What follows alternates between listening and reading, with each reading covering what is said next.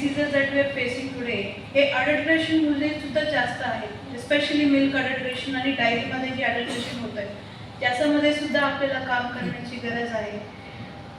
आणि fodder challenge, आता same climate चेंजमुळे आपल्याला फॉडर प्लॅनिंग करण्याची सुद्धा गरज आहे, जेणेकरून आपल्याला पुढच्या वर्षातला फॉडर आपल्या लाईफस्टॉकसाठी तेवढं भेटणार नाही.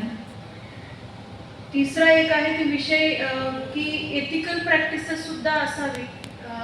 वेस्टर्न कंट्रीज बाबत आपण कमेंट करू नाही, पण खूप ठिकाणी आपल्या इंडियन इकॉनॉमीमध्ये खूप चांगल्या पद्धतीने आपण ॲनिमल हजबंड्री डिपार्टमेंट चालवतो, पण पुढे सुद्धा आपला असेच एथिकल प्रॅक्टिसेसमध्ये आपलं ब्रीड सिलेक्शन असू द्या, ब्रीड आर्टिफिशियल इन्सेमिनेशन असू द्या, हे सर्व एथिकल प्रॅक्टिसेस मार्फतच झाला पाहिजे असं माझं विनंती आहे डिपार्टमेंटला. आणि ॲनिमल हेट्रेड हे एक विषय आहे, स्पेशली सोशल मीडियामध्ये हे खूप व्हायरल होतोय. जर आपण फील्डमध्ये काम करत नाही, मग हे ॲनिमल हेट्रेड जे आहेत, स्पेशली डॉग्स, कॅट्स आणि हे जे ॲनिमल्स आहेत ते सिटी एरियामध्ये, अर्बन एरियामध्ये होतोय, त्याचं प्रमाण वाढणार.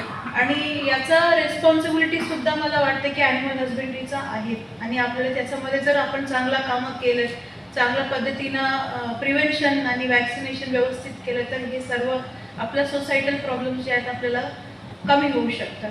त्याच्यामुळे आपल्याला फर्दर जे या डिपार्टमेंटसाठी आहेत. आणि दुसरा मोठासा चॅलेंज आपला मॅनपॉवरसुद्धा आहे. मॅनपॉवरमध्ये सुद्धा आपल्याला काम करावं लागेल. तुम्ही सुद्धा तुमच्या डिपार्टमेंट एवढी चांगली आहे त्याचा प्रचार करायला पाहिजे.